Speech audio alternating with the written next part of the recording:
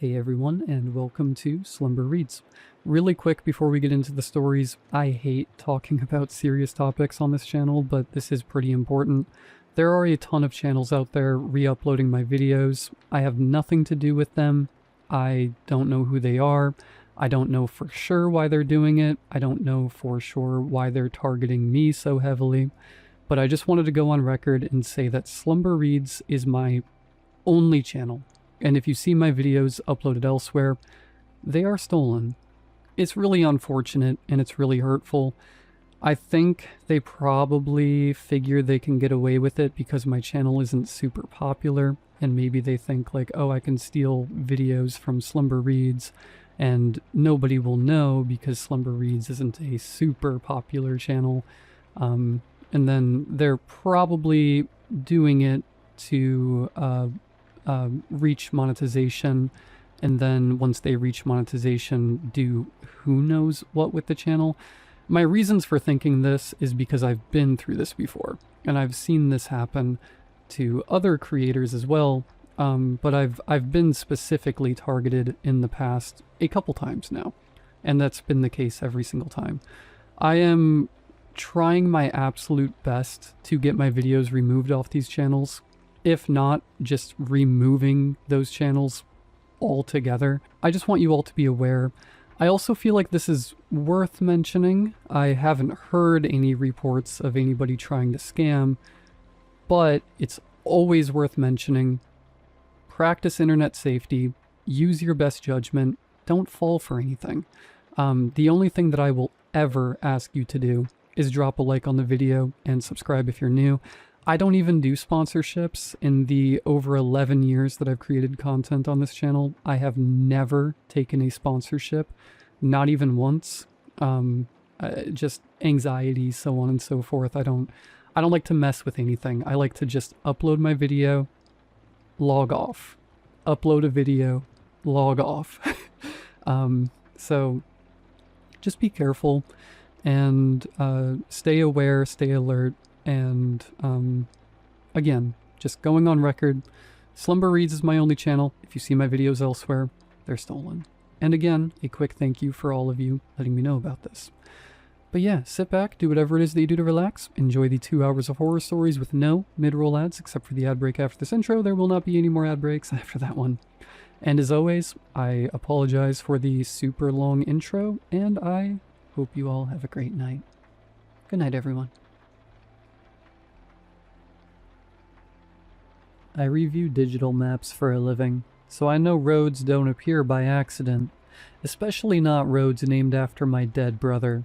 The ticket came in at 8:42 on a Tuesday, while I was eating cold toast over my keyboard and pretending I hadn't slept badly again. The subject line was boring enough that I almost skipped it. Field verification required. Eli V. Street. Spam, I thought. Then a cruel joke.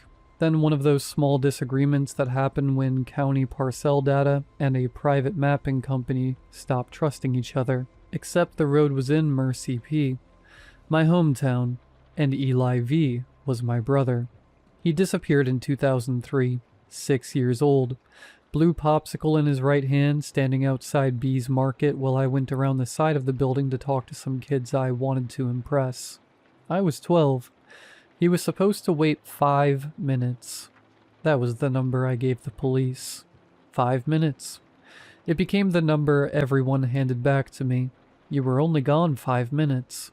A lot can happen in 5 minutes. You were a child too. People say things like that because they need tragedy to have edges. A beginning, a middle, an end. 5 minutes is small enough to hold in your mouth. It sounds like an accident. I opened the ticket. Eli V. Street appeared on 3 independent sources: County GIS, USPS address verification, and 1 commercial satellite layer. According to the metadata, it was a residential access road running north off Junie B Road, just past the old subdivision line. The satellite image showed trees. The county layer showed 12 lots. USPS listed 4 active addresses. A note from another contractor read, Local government confirms road exists. Requires field validation. I was still staring when the navigation preview loaded, and a woman's pleasant artificial voice came through my laptop. In 200 feet, turn left onto Eli V. I hit mute hard enough to make my coffee jump. I hadn't been back to Mercy P in 14 years. Not for my mother's surgery, not for the reunion, not when they found a child's jacket near the old quarry and asked the families to submit fresh DNA. I mailed mine from 3 states away and threw up in the post office bathroom afterward. I told my manager I would verify the road in person. She said fine, if I wrapped it up by Friday. Everything okay? She asked. Just a weird data thing, I said. That was always how Mercy P started, as a weird thing. A small wrongness you could explain, as long as you didn't look at it straight on. The drive was 4 hours. Interstate, then county highway, then the 2-lane road that used to make me carsick because Eli would lean across my lap to count cows out my window. He always cheated. Brown one, white one. That one's 2. It has spots. That's not how counting works. It's how mine works. At the town line that my rental's GPS chimed and recalculated, though I hadn't missed a turn.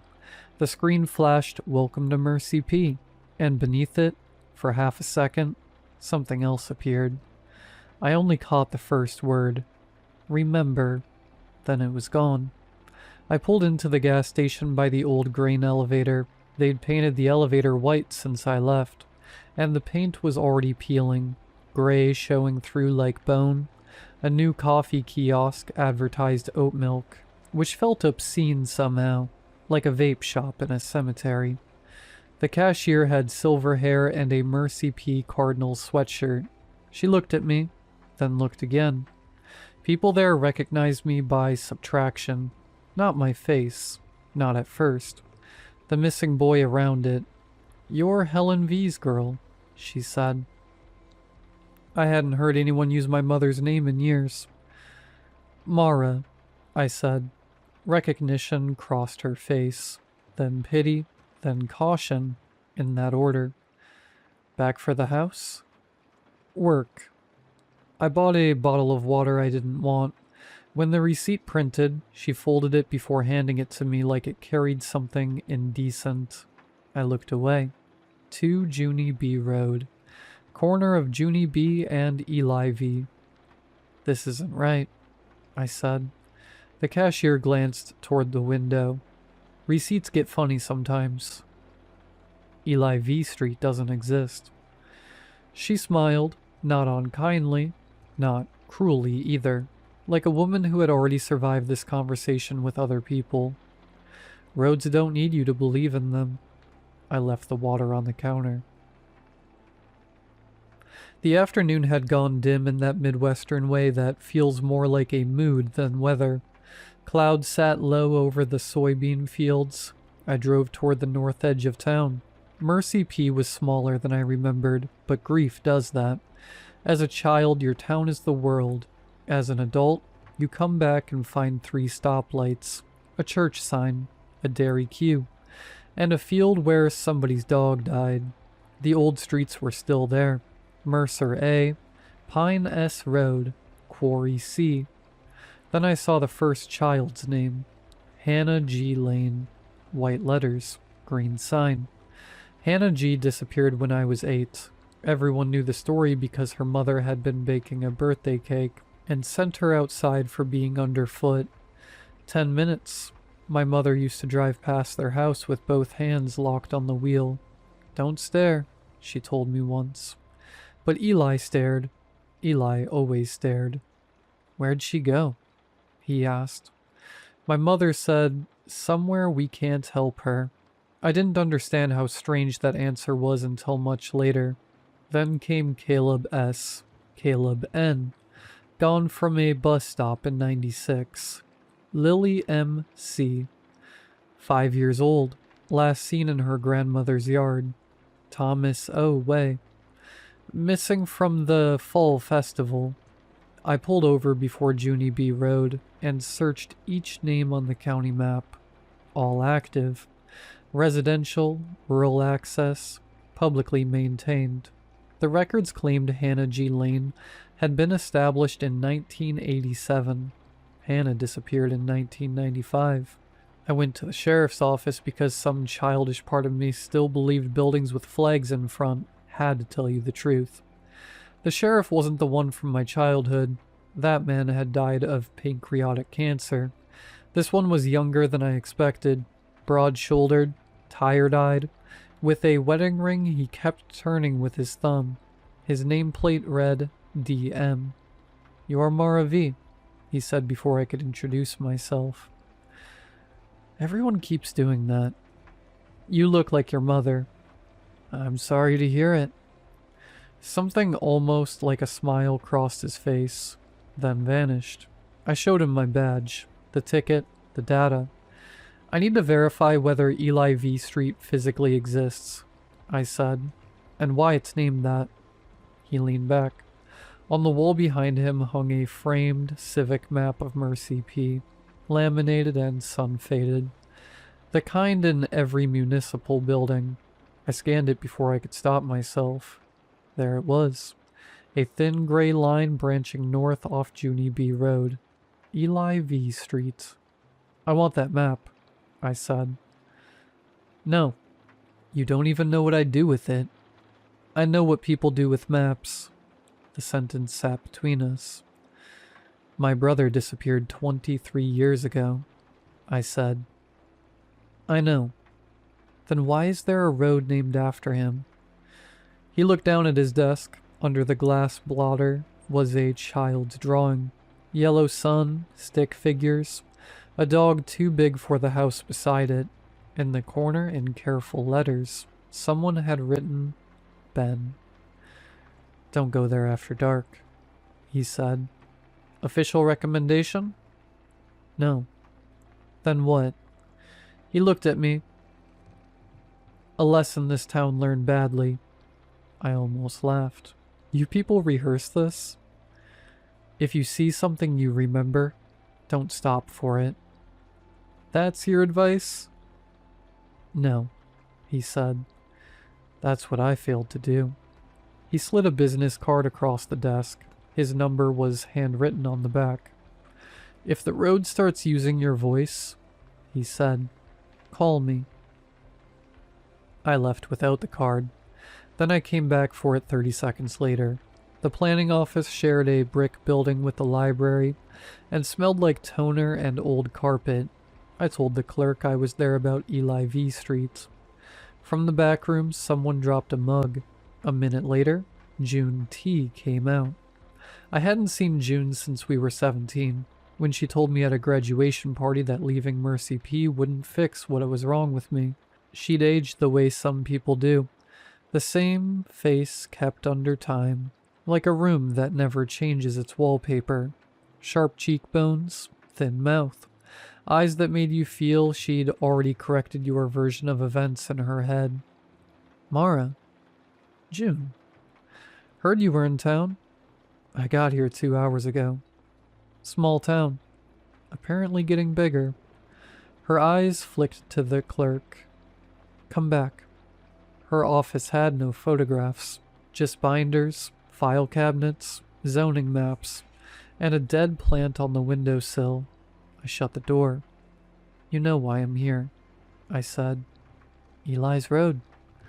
My stomach turned at how easily she said it. "You say it like it's normal." "Nobody said normal." "I need the development records." "You won't find any." "I have county authorization." "Mara." The way she said my name made me hate her again. Not because it was cruel, because it was tired. She took a key ring from her drawer. "You remember the maps we used to draw on?" she asked. "No." "At B's, behind the soda machines. Tommy B stole county maps from his dad's office. We drew fake roads on them." The room seemed to tilt. I remember the soda machines, the alley behind B's where the pavement was always sticky. June at 12, chewing grape gum, bored by everything. I did not remember maps. She watched me not remember. Convenient, she said. Don't. You came here wanting someone else to be guilty. My brother disappeared. I know. You think I forgot that? No, June said. I think you remembered it the way you could live with. I almost left then. I wish I had. Instead, I followed her through a locked archive to a cabinet labeled Historic Plats / Decommissioned Routes. She set a flat cardboard box on the table. Inside were folded maps. Some official, some photocopied. Some drawn by children. The one she handed me had been creased soft as cloth, its edges furred from handling. Across the top in blue marker was a title in handwriting I knew before I understood why. Go Somewhere Else game. It was Mercy P., 2003, but in the blank spaces around the town, children had drawn roads in crayon and pen and pencil. Loops, dead ends, lines cutting straight through fields and houses. Every road had a name. Not street names. People. Mrs. H, Coach R, Caleb's dog, Stupid T, Mom when she yells, and there, north of Junie B Road, in my 12-year-old block letters, Eli V. I touched the paper. Something rose from it. Blue raspberry, dust, hot pavement. My mouth flooded like I was going to be sick. June looked away first. We all played, she said. I shook my head. You wrote people down when you wanted them somewhere else, she said. Not dead, not hurt, just away. I wanted to ask who she had written. I didn't need to. Behind her desk through the window, Junie B Road turned sharply where, according to every old map I had ever trusted, it should have kept going straight. I folded the map with shaking hands. You knew, I said. I suspected. You all did. Mara, every town has missing children. Not every town names streets after them. She flinched. Good. Then she said very softly, Eli's road doesn't end where he disappeared. I stopped. It ends where he was trying to go. Bees Market was still there, though it hadn't been bees in years. Mercy F&F now. Lottery sign in the window. Firewood by the door. The soda machines were gone. The alley wasn't. I parked badly and stood on the cracked sidewalk where I'd left him. The world hadn't marked the place. Some part of me had always expected it to. I closed my eyes, and his voice came back so clearly I turned around. If I wait, can I pick the cereal? He'd been wearing the green dinosaur shirt with the hole near the collar from where he chewed it when he was nervous. Blue mouth from the popsicle. One front tooth missing, tongue working the gap. I was embarrassed by him. That's the ugliest true thing about my life, and for years I dressed it in softer words. I was distracted. I was young. I wanted 5 minutes. No. I was embarrassed by how openly he loved me, the way he followed me, the way he thought I was the safest person in the world, when I was mean, frightened girl desperate to be chosen by anyone else. The older kids had been by the alley, June among them, a silver CD player playing something tinny. Someone laughed when they saw Eli holding the hem of my shirt. You brought your shadow again, June said. I heard the rest of it now. Not like memory usually comes, blurred and merciful. Sharp. I told Eli to wait. He asked about the cereal. I said yes. He smiled. Then June held out the map. Write him down. Give him his own road. I remembered laughing. I remember taking the marker.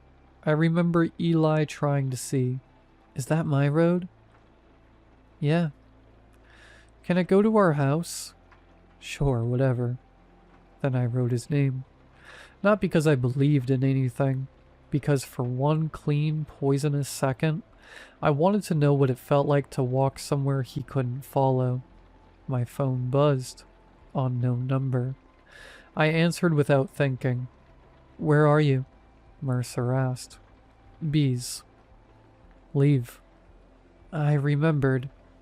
Then leave faster. What is Eli V Street? Static crackled between us. A child's road, he said. What does that mean? It means he's still trying to get somewhere. The sky had gone dark without my noticing. In the dark glass of the storefront, behind my own reflection, a small boy stood by the ice freezer. Blue mouth, dinosaur shirt, looking at the alley. Not at me. I turned. No one. Mara, Mercer said. His voice was lower now. If you go there, the road will give you what you deserve. That's not the same as the truth. The line dropped. My GPS chimed. Eli V Street, 12 minutes. I don't remember deciding to go. That sounds like an excuse, and maybe it is. But there are moments when guilt becomes a steering wheel. You can take your hands off it. It turns anyway. Junie B Road ran north past the last of the new houses with their identical porches, then narrowed between fields, then trees. No streetlights, no mailboxes, just weed-choked ditches and the gray suggestion of forest beyond. At 6:03 the GPS said, in 400 feet, turn left onto Eli V. Don't say his name, I whispered. In 200 feet, turn left onto Eli V. There was no road. Then there was. Not appearing, not materializing through fog, just suddenly undeniable. As if my eyes had been refusing it and finally gave up. A narrow paved lane opened between two walls of trees. The sign at the corner looked new. Rainwater clung to it, though it hadn't rained. Eli V Street. Below it hung a smaller yellow sign I've never seen on any road anywhere. No outlet unless remembered. I turned in. The blacktop was smooth and new. My headlights washed over ditch grass. The GPS went silent. My phone lost service. Then the smell came through the vents. Blue raspberry. The road curved and the trees fell away. Bees Market stood ahead of me, lit by late afternoon sun that didn't reach my car. The old red sign was back, one fluorescent tube flickering. The soda machines leaned against the wall. A small boy sat on the curb, kicking his heels. He didn't look up. His popsicle dripped blue onto the concrete, drop after drop, but instead of running to the gutter, the stain stretched out along the road ahead of me. A thin blue line leading on. I almost opened the door. The boy lifted his head. It wasn't Eli. Not exactly. It was my memory of him, which was worse. Too bright. Too clear. 6 years old forever. Made of the pieces my guilt had polished until they shone. His mouth moved, and through the closed window I heard him. If I wait, can I pick the cereal? I drove. The market vanished behind me, and the road became a school hallway. My tires rolled soundlessly over beige tile. Lockers ran down both sides. My headlights made no sense there, but they still cut forward, trembling over classroom doors and bulletin boards. Every drawing on the walls was a road. Some went into houses, some into lakes, some into open mouths. None reached anything. They were the careful, patient work of children who kept getting the way home wrong and kept trying anyway.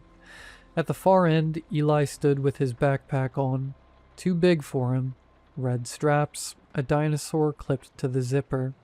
He was checking the classroom doors. One, then the next, then the next. The way you search a building for someone who was supposed to be there. He had walked those doors before. I understood that the way you understand things in dreams, completely and all at once. He had searched for me in places I had never been, because those were the only places he knew how to imagine. "Eli?" I said. He turned, his face opened with relief. Not fear, relief. He started toward the car. Not running, just walking, sure of me now. I put my foot down. Because if he reached the door, I would open it. And if I opened it, I would never leave. For a few seconds, the distance between us refused to close, no matter how fast I went. That was the most frightening thing yet. Not that he was chasing me, that he couldn't catch up. Then the hallway snapped back into road. I was crying too hard to see. The next stretch was my mother's car. Not visually, not entirely. The road stayed under my tires, but the air thickened into the inside of her old blue Ford. Stale coffee, wintergreen gum, the radio giving the forecast from the day he went. She sat ahead of me and to the left, hands at 10 and 2. The ring already gone from her finger because she'd pawned it that year. His booster seat was behind her, empty. Beside it sat me, 12 years old, looking out the window with a face like a drawn blind. "You were gone 5 minutes," my mother said. "Stop," I whispered. "You were gone 5 minutes." The 12-year-old turned her head and looked back at me with dry eyes. She wasn't haunted yet. She wasn't sorry yet. She was just a girl who had gotten what she asked for and hadn't understood the price. "He was always there," she said. Reasonable, almost bored. I just wanted one place he wasn't. I put the car halfway into the trees rather than hear another word. Branches screamed down both sides. When the road straightened again, I was shaking so hard I could barely hold the wheel. And I understood then that the cruelest thing on this road wasn't going to be my mother, or the dark, or whatever waited at the end. It was going to be myself, telling the truth, at 12. Then came my bedroom. The road did not become a house. It went into one. My headlights crossed pink carpet I hadn't thought about in 20 years. Posters, a white dresser, a bead curtain in the doorway, my unmade bed. The car idled in the middle of the room. When I cut the engine, the silence was enormous. On the floor sat Eli, my old road map spread in front of him, the blue marker in his hand. He was trying to draw, tongue poking through the gap in his teeth. "Eli?" I said. He looked up. This time he wasn't polished by memory. His hair was messy the way it really had been. His nose was running. There was dirt on one knee and dried popsicle sticky on his hand. He looked tired. Not dead, not monstrous. Just tired the way a child looks when he has been waiting too long and still believes the grown-up is coming. "Mara?" he said. I opened the door. The air smelled like my childhood. Dust, strawberry shampoo, crayons, sun-warmed plastic. He smiled. I had forgotten the exact shape of his smile. That was one more thing I had done to him without noticing. "You found my road," he said. I got out. My legs almost didn't hold. "I'm sorry." His smile faded, not from anger. Children don't know what to do with an apology that big. "You said it could go home," he said. "I know." I made it go to B's first. The room flickered. For a second the carpet was pavement, the dresser a soda machine. "Because that's where you left me." Then to school. Another flicker. Lockers. Fluorescent hum. "I thought maybe you went there." He smoothed the map with his small hand. "But I kept getting lost." I went down on one knee in front of him. "I tried to remember the way," he said. I did. The store and the cereal and your room.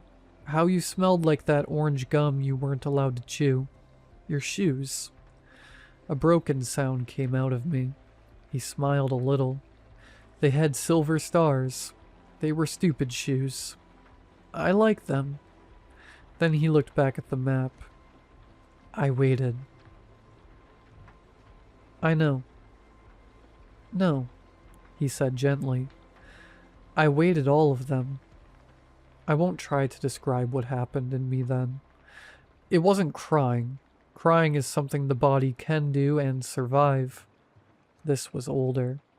Something that had been frozen since I was 12 cracked all the way through, and through the crack I saw him, waiting outside B's as the sun moved, waiting through the police lights, waiting while our mother screamed his name hoarse, waiting while rain washed the blue from the curb, waiting while flyers faded, waiting while I grew taller, learned to drive, kissed boys who didn't know his name, told people I was an only child because it was easier than watching their faces change. He had waited with the kind of patience only a child has when someone they love has promised to come back. You look old, he said. I laughed and sobbed at once. I know. Are you still mad? No, I was stupid then. You wrote me on the map. I couldn't answer. He looked at the paper, then at me. I thought it was a present. That was the one that did it. Not an accusation, not anger. A little boy who thought his sister had given him a road. His cold fingers found my wrist. Don't cry, he said. Why? His eyes moved to the doorway. The bead curtain was gone. Beyond it wasn't the hallway of our old house. It was a road, new, unpaved, pale dirt under a sky with no color in it.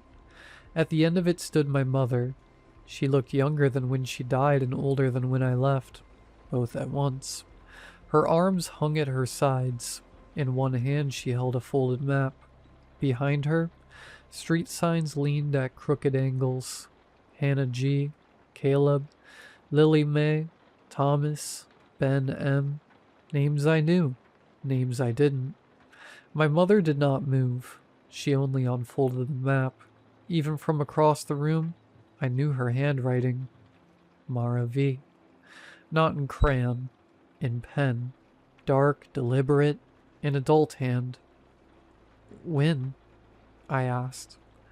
Eli's fingers tightened around my wrist. The night after I went. The room went cold. She said she only meant 5 minutes too. For the first time since she died, I understood the way my mother had watched me grow up. Not without love. Not with love either. With fear. She had wanted me gone for 1 second. Long enough not to look at what I had done. Long enough to imagine a house where she had lost only one child. And not the wrong one. The town had listened to her too. But Eli's road came first. Drawn earlier by a girl who didn't believe in it. My brother, who thought it was a gift, had walked out onto the road that might have taken me, and he had been trying to find his way back to me ever since. You have to go, he said. I'm not leaving you again. He frowned like I was being difficult about bedtime. You didn't leave me all the way. Yes, I did. No, he said. You remembered me. I stopped saying your name. But you didn't forget it. Some mercies hurt worse than punishment. He pushed the folded map onto my hands. Take it. What is it? My road. In the doorway, my mother took 1 step forward. The house shuddered. Eli leaned close and whispered, Keep it folded, and it can't find the end. Eli. Don't let it make a street out of you. Then he ran past me. Not to me. Past me. Toward our mother. For 1 insane second, I thought he meant to hug her. Then he threw both arms around her waist, and held on the way he used to hold on to me when he was tired. Stubborn, sticky-handed, impossible. "Go," he shouted. My mother made a sound. It wasn't a monster's sound. That would have been easier. It was grief turned inside out. The walls cracked, the bead curtain flashed in and out of being. Every poster in the room became a map. I ran for the car. When I started it, I looked back. Eli was still holding her. He looked at me over his shoulder, and now he was crying. Really crying. Scared and brave and far too small. I had never let myself imagine him crying. In my memory, he had always been frozen before the fear. "Mara?" he called. I rolled the window down. "What?" He smiled through it. "I picked the cereal." Then the room collapsed onto road. I drove. I don't know for how long. The road unspooled under me in pieces of other people's children. A kitchen floor, a bus seat, a backyard going dark, a small hand letting go. At one point, I passed Mercer standing beside a sign that read Ben M. Way. He didn't wave. He took off his hat and held it to his chest as I went by. Then the trees came back. Then Junie B. Road. Then my phone found service and there was a normal night sky over me, indifferent and full of stars. I pulled over and was sick. Into the ditch. The folded map was on the passenger seat. It was warm. I didn't stop at a motel. I drove out of Mercy P and kept going until the sun came up. At a rest stop 2 counties over, I opened the map. Most of the roads had faded. Not gone. Faded. Like pencil under an eraser. Eli V Street was still there. Thinner now. At its end, in a shaky child's hand, someone had drawn a small square house. Inside it were 2 stick figures side by side. One tall, one small. The small one had blue around the mouth. The tall one wore shoes with silver stars. I laughed until people stared. Then I cried until they stopped. When I got home, I filed Eli V Street as invalid. The system rejected the edit. Road verified by local authority. I tried to delete the ticket. The screen went white. When it came back, a new field had appeared. Future extension, Mara V Road. Status, pending. I called Mercer. Disconnected. I called June. No answer. I check the county maps sometimes. Eli V Street is gone now. Not unlisted. Gone. The parcel lines have closed over it like water. Satellite shows only trees. But there is a new road on the north side of Mercy P. I found the photo in the database one night. The green paint on the sign still looked wet, though the records say it has been there since the year I was born. Mara V Road. I have never driven it. I don't need to. Some mornings my navigation app suggests it before I type anything in. Some nights, when I unfold the map just enough to check that Eli's road is still closed, I see the pencil line of mine stretching a little farther. It does not lead to Mercy P. Not anymore. Last week it turned toward my apartment. I keep the map folded. I keep saying his name. No outlet, unless remembered.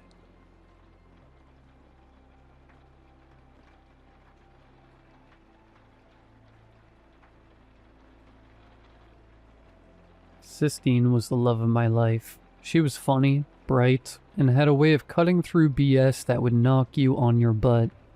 She would crochet a scarf as easily as she could recite a monologue from The Office, and could fix a flat tire, change your oil, and call you an idiot for not knowing how to do these things yourself in one fluid motion. I loved the way she snort-laughed, the way she rested her head on my shoulder when we hugged, the way she strutted in her favorite heels or her boot-cut jeans for my hoodies. I miss her every day. It happened on the 4th of July, or maybe Memorial Day. I just remember the boisterous red, white, and blue wreath on our front door, and that the ER was packed when I brought her in. Sistine was 32 weeks pregnant. She had endometriosis, so the pregnancy was already high risk. When she said she wasn't feeling well one morning, I insisted she see a doctor. She put up a bit of a fight. She did that a lot. She wouldn't do anything she didn't think of first, but she relented when her pain worsened. That said, she wouldn't take an ambulance. I loaded her into my car and drove. "How are you feeling, babe?" I asked. Sistine groaned. "Dee, for Christ's sake, I'm fine." "Is the pain getting any worse?" I began. "On a scale of 1 to 10, how would you—" She interrupted. "Dakota, I love you, but if you keep talking, you will lose the ability to ever father a child again."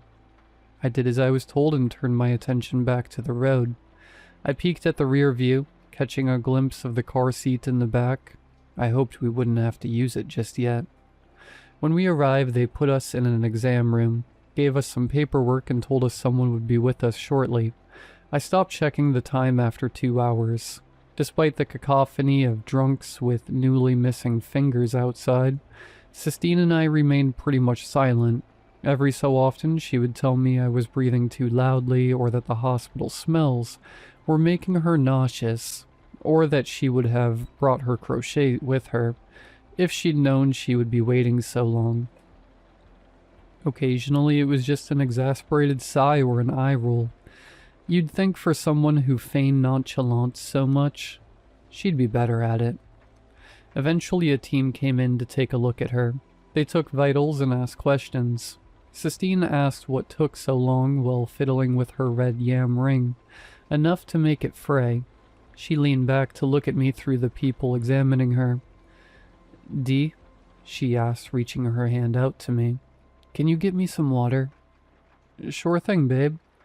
I took her hand, squeezed it, and shuffled into the hallway. I wandered for a little while before finding a couple vending machines. As I retrieved a water bottle from the compartment on the side, there was a commotion. Codes called, yelling, the squeaking wheels of gurneys and crash carts.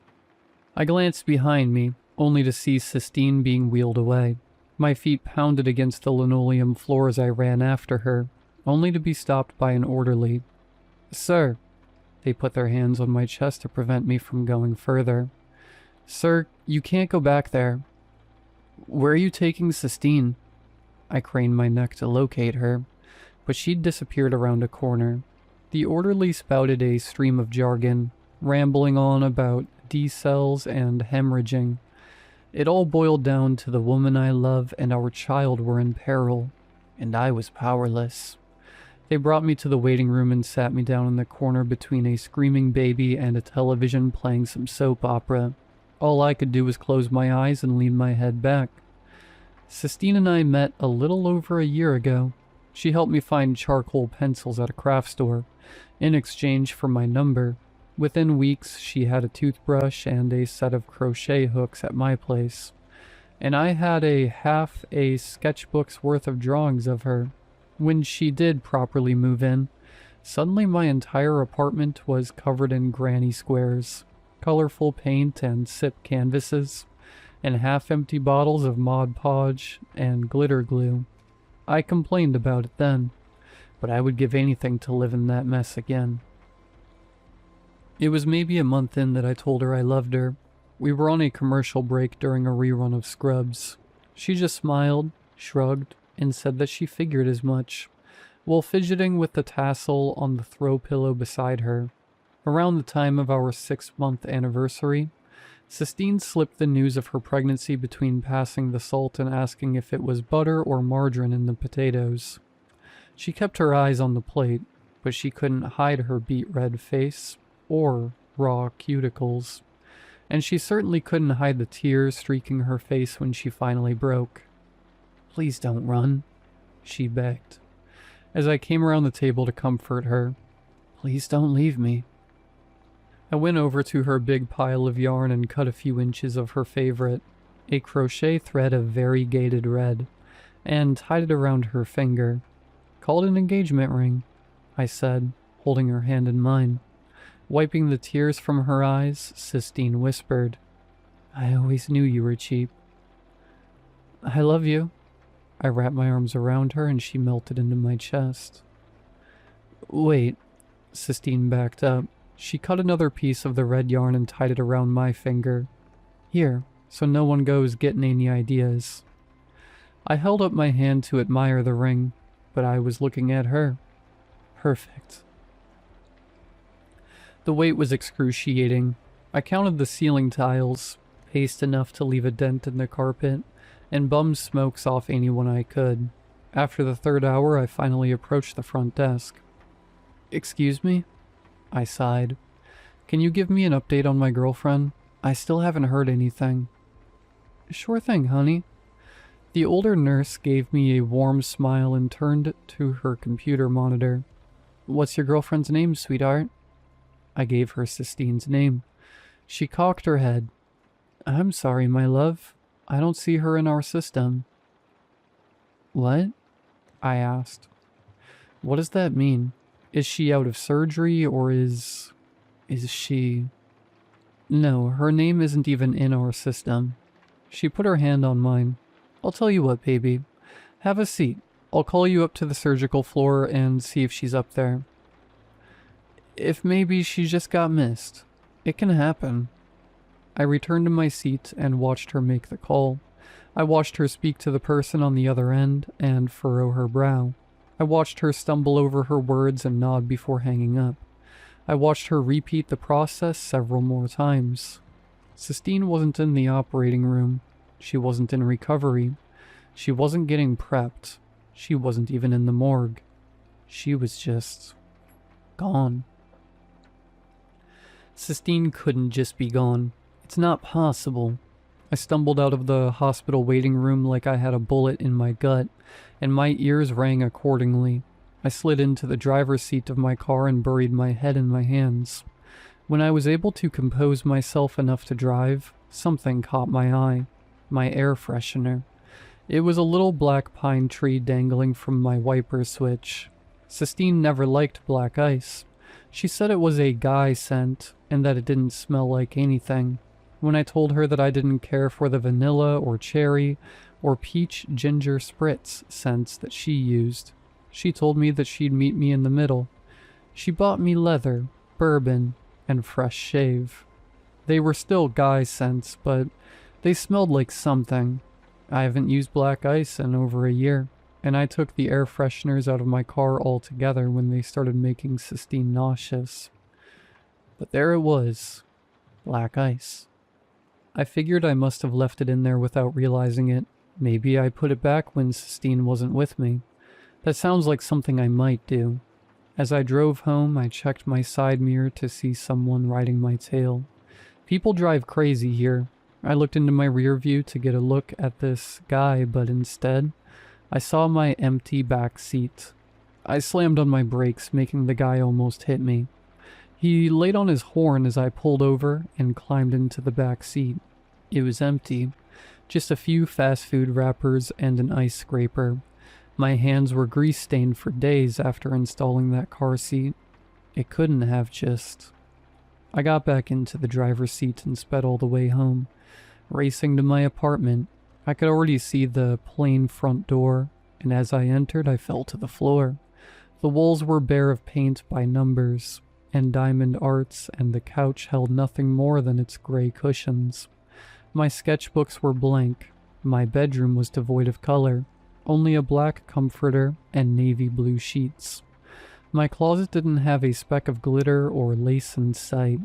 The worst of it was the nursery, or what was the nursery. Sistine and I spent weeks rolling the walls with soft blue paint and dabbing sponges of white across the ceiling.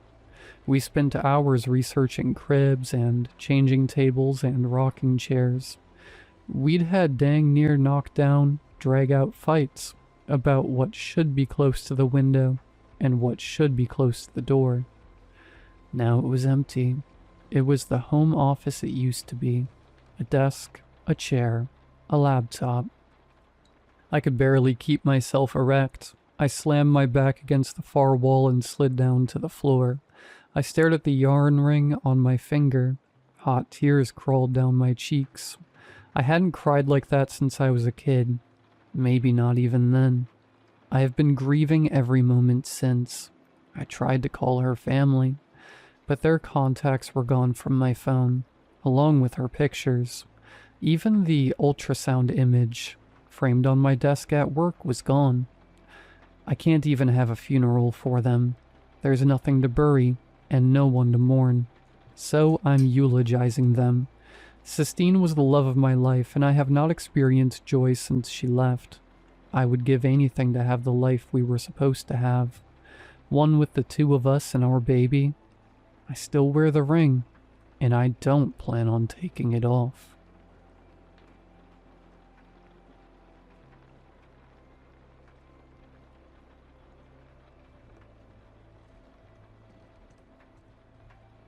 I told my wife I'd pick her in every life. She said I already have, and she makes sure I do each time. She was a prankster, and so I assumed she was just being silly. Yeah, why wouldn't you? I'm a great husband, I said, laughing off the joke. I'm not joking, actually.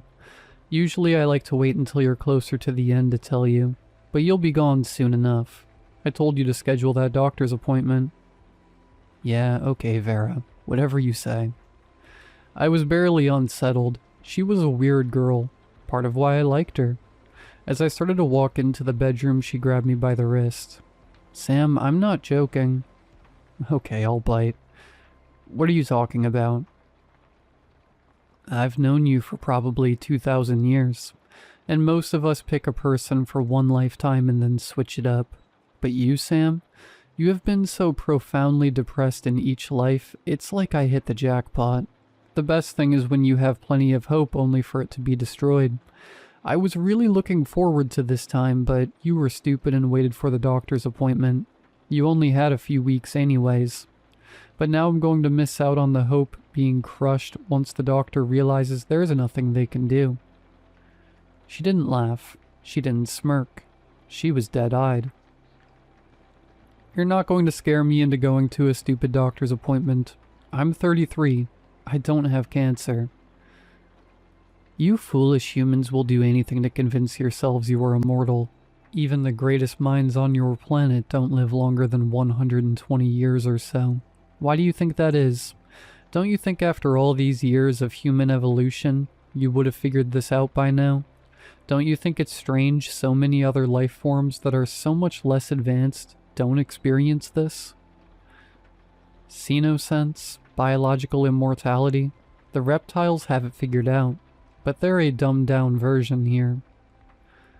Horrified at the mental break my beloved wife was experiencing, I asked her to go to the emergency room with me so she could be checked out. She agreed. If I told them I had stomach issues and got myself checked. Fine. She was nervous about my results, and this is her insane way of trying to get me to go to the doctors before my next physical. I went to the hospital with her. She was released after a few hours. I'm now on palliative care. I am 33 years old, and I have stage 4 colon cancer. Vera, how did you know? Know what? Vera said it indifferently. Her husband of 2 years had a month left, and she didn't seem like she cared at all. In fact, she seemed perturbed by how long it was taking. About my cancer. What is wrong with you? Honey, I already told you. You're never going to understand this, and I've even taken a liking to you. I don't love you, obviously, but I love the sustenance you provide. That's why I pick you every time. I always make sure you get a better deal than the other prisoners. I do a lot for you that you don't even understand. You know, the first time I met you, you were a slave in Rome in 26 BCE, or whatever you call it. I had just started out here and had to find my own food, and for some reason I picked you. I was foolish then. I didn't request for you to be with me again. I had no power anyways. But I also just assumed all slaves at that time experienced the same feeling. Vera, you sound crazy. Yes, and you're ignorant. You humans don't even see or care what you do to animals with your industrial farms. At least we let you walk around and live a life. It's not my fault that you never believe me, but I don't care. I'll wait another 16 to 20 years and I'll be back, feeding off your energy. What I like about you, though, is your naivety.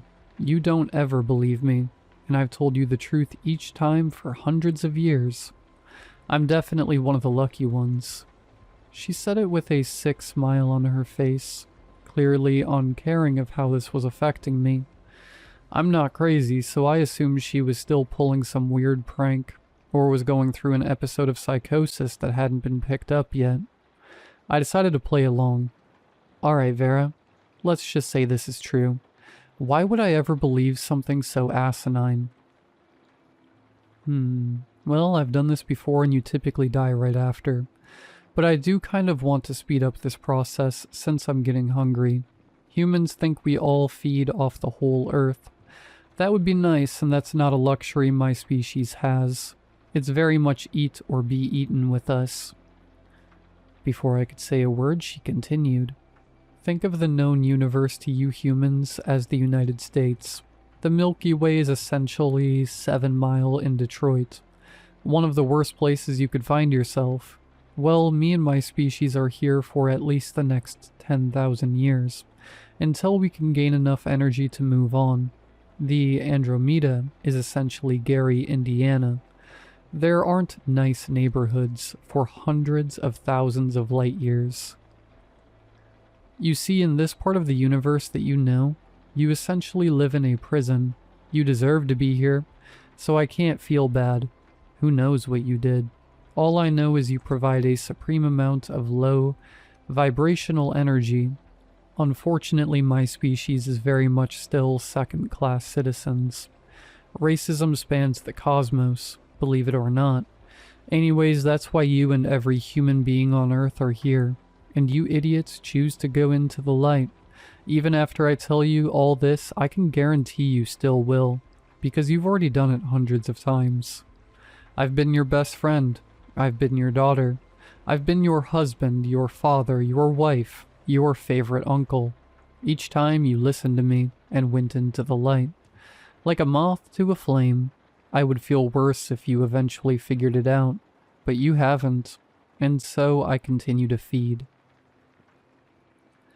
Mouth agape, I didn't have words to speak. I still assumed she was having a mental break, but the lore she created was perplexing. Before I could respond, she stopped me with a single wave of her finger, and then she did something unimaginable. Right before me, in my literal deathbed, she transformed. It wasn't as showy as you'd think, and while I have trouble remembering all of it, I need to write this down. She became a being of pure light, vaguely reptilian and bright green, almost radioactive, and about 7 to 8 feet tall. At the same moment, time seemed to stop. No beeping of the machines keeping me comfortable. No cable TV playing in the background. Nothing. Her eyes weren't eyes. They were voids. Voids of darkness that would make the Vantablack paint look white. It was the most horrifying thing I had ever seen. I could barely hear or understand her when she transformed back to a human, but I will never forget what I saw. After that, she left, as I started to code. A plethora of doctors and nurses rushed in asking for a cart to crash or something. And suddenly I was in total darkness. Not even close to the darkness of her eyes, but dark beyond anything I'd seen on Earth. I saw a distant light, and Vera was there to guide me. It's okay, Sam. It's time for you to go. Go into the light. I stopped and thought for a moment. Then I told her my decision. I'm not going, Vera, or whoever you are. She muttered something frustratingly in a language I didn't understand, and I could tell she was transforming into her horrific form again. Suddenly I woke up in my hospital bed. I asked the doctor where my wife was, and he said she hadn't come to visit me yet, still in the psych unit downstairs. Was anything I saw real? Is any of this real? I want to believe it's all in my head. The chemo and dilaudid acting up. Anything to blame mental fallacies before accepting what she said. That's why I had to post this. The longer I think of it, the more I think it was a dream brought on by my fear of death. The only thing that terrifies me is when the nurse came in to change my ice chips. Looks like you spit up or something in your cup. Did you eat any snakes lately? She said with a light-hearted laugh. No, why? Well, I'm from Georgia, so it's not uncommon. I've just never seen a snake shed its skin in such a public place up here in New Hampshire. As she pointed the cup towards me, I gasped, because I know there are no bright green snakes in New Hampshire.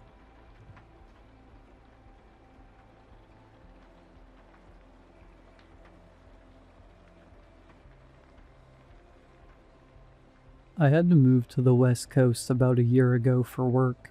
I'd heard about how awful the situation was with rent and all, but I hadn't given it much thought until I actually had to start looking for apartments. Pardon my language, but it's frickin' ridiculous. My job requires a graduate degree, and the rent alone in some of these places is more than I make in an entire month. Then you factor in food and whatever else, which is also expensive as hell. And the whole thing's messed up. I'd basically resign myself to a diet of rice and beans. Maybe one chocolate bar a month if I was feeling particularly extravagant. I'm one of those guys that can sleep on airplanes. So if the place I found didn't have enough space for a bed, I was totally fine with just sleeping inside a closet or something. Anyway, point is, I was ready to suffer, and yet in my moment of desperation, a light appeared in the darkness. A light in the form of a Craigslist ad. I couldn't believe it when I saw it. A listing with a rent of just $200 a month. From the photos, it was clear that the place was far more luxurious than anything else in my price range. There was a bathroom, there was a kitchen, there was even a balcony. You see something like that, your first assumption is that it's a scam. But when you're in a situation like mine, you've got to take any chance you can get. I contacted the person that had posted the listing and told them that I was interested in seeing the place. I also threw in some of my background, explained that I lived on the other side of the country but was currently in the area searching for an apartment due to work. Basically tried to come off as slightly desperate and also a bit pitiful. I got a response less than a minute later asking if I could come to the apartment for a tour. Naturally, I said yes. There were a lot of people at that apartment building for the same reason as me, so they had this whole system set up with numbered tickets like it was the frickin' DMV. I had to wait for about an hour, but when it was my turn, I was directed into the apartment, which I was greeted by a large man who introduced himself as the landlord. The place looked exactly like the photos, and I had to confirm a few times that the place of rent I'd seen online was the actual, factual rent that I'd be paying. The landlord seemed almost amused by my disbelief. There was, however, a single caveat. He explained, a reason why it was possible to offer such a nice apartment for such an impossibly low price. Microtenancy is what he called it, a new system that they were trying out. Essentially, while I would be the primary occupant of the apartment, it would be possible for other people to pay to rent out smaller portions of the place for a short period of time. If somebody really needed to take a shower, for example, they could pay money to use mine for 30 minutes. With enough of these microtenants, the apartment would make more than enough money to offset the ridiculously low rent. Basically, the whole deal was mutually beneficial. The landlord makes a crap load of money, and I get a cheap apartment as long as I can handle disturbances every once in a while. The whole concept sounded absurd, but I wasn't about to complain. If the landlord thought an arrangement like that would make him more money than just renting out the place normally, well, that wasn't my problem. I told the landlord that his idea was brilliant, and that I was more than happy to share the apartment with others. After recording some of my personal information and asking a few questions, the landlord told me that he'd get in touch if I was selected as the primary tenant.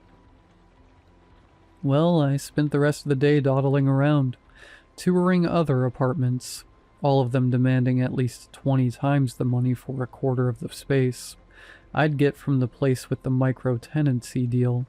I told myself that, considering the sheer number of applicants, I needed to face reality and accept that I was probably going to have to settle with one of those crappy Chinatown apartments, where the shower head is directly above the toilet.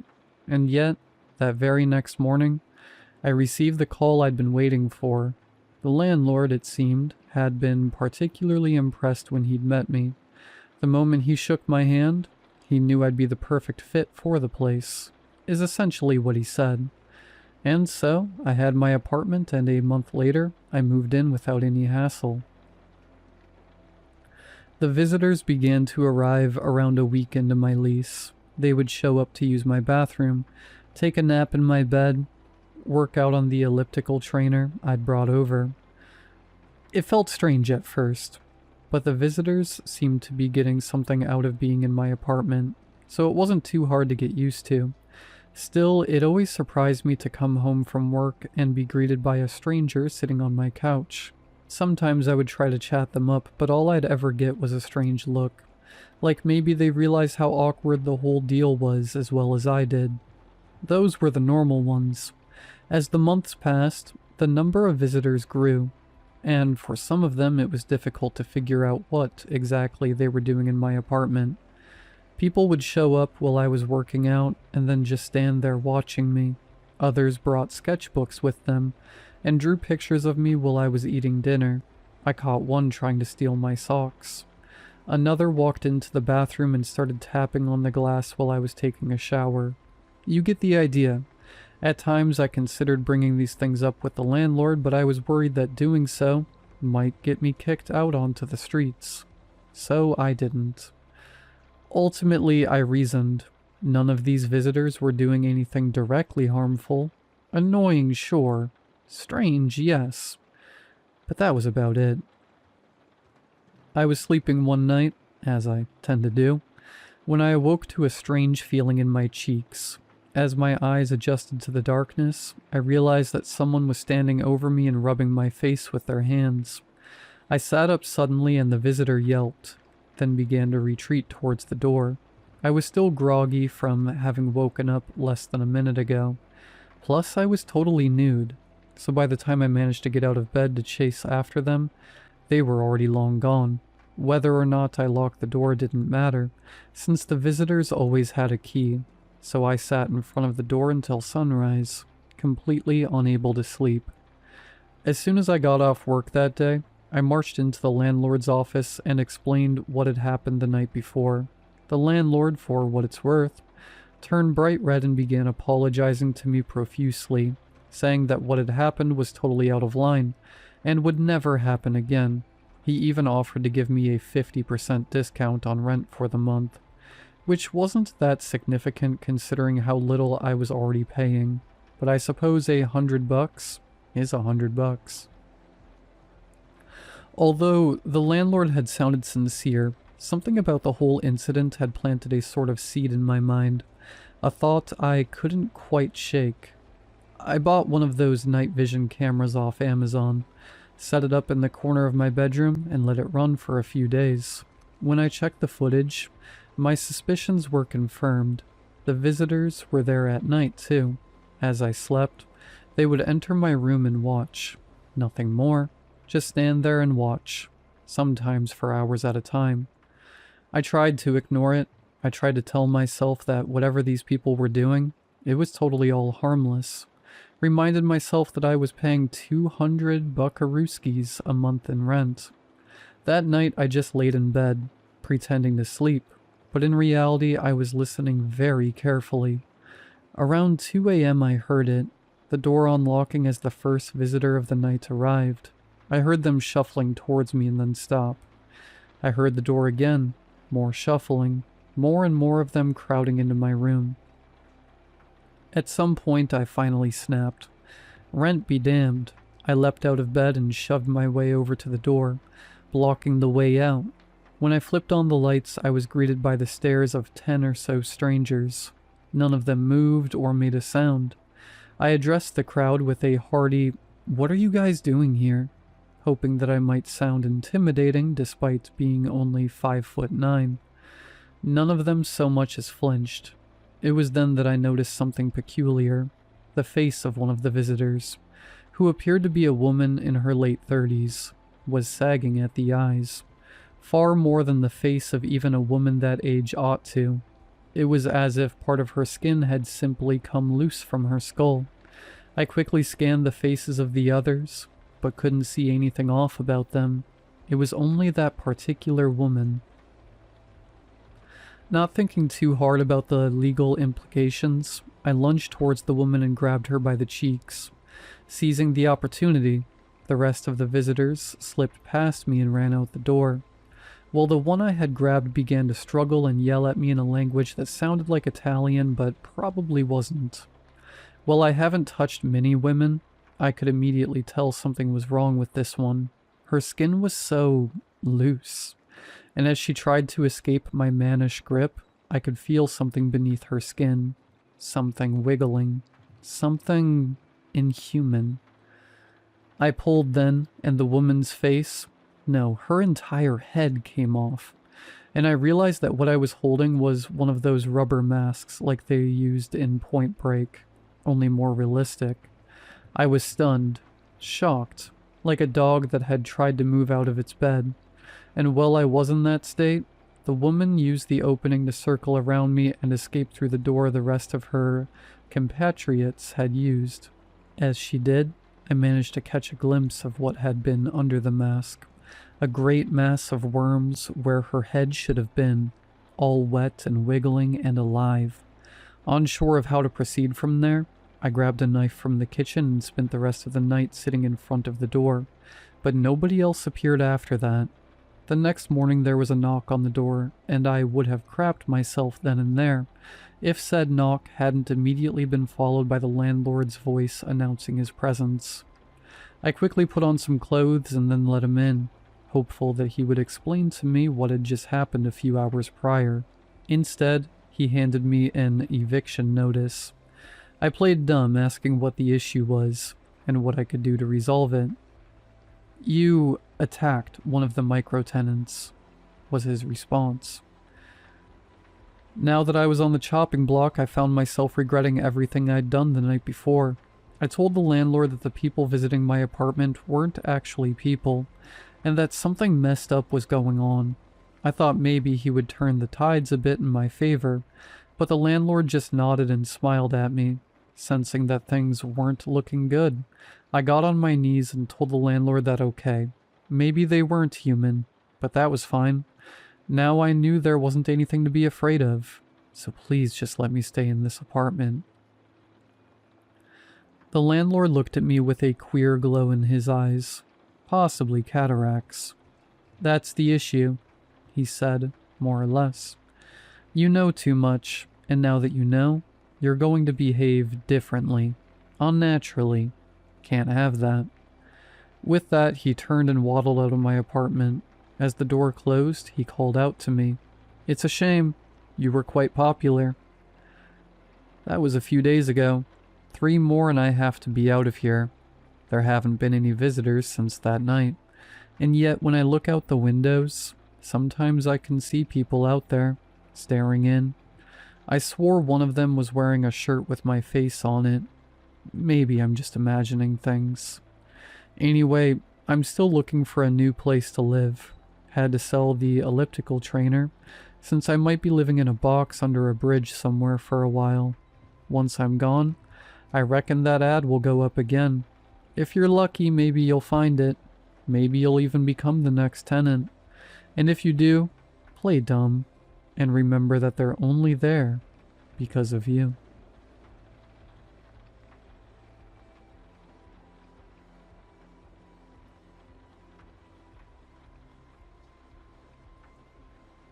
I'm posting this because I need some help. I've tried everything. Hot water soak, cold water shower, aloe vera. Let me explain. I recently got back from holiday. It was lovely. Great food and brilliant people. Except for getting sunburnt. I was the only ginger in my friendship group. probably the only ginger on the entire Greek island, but I refused to be left out just because of some sun. I still went to the beach every day with my friends, drinking beers and having a laugh.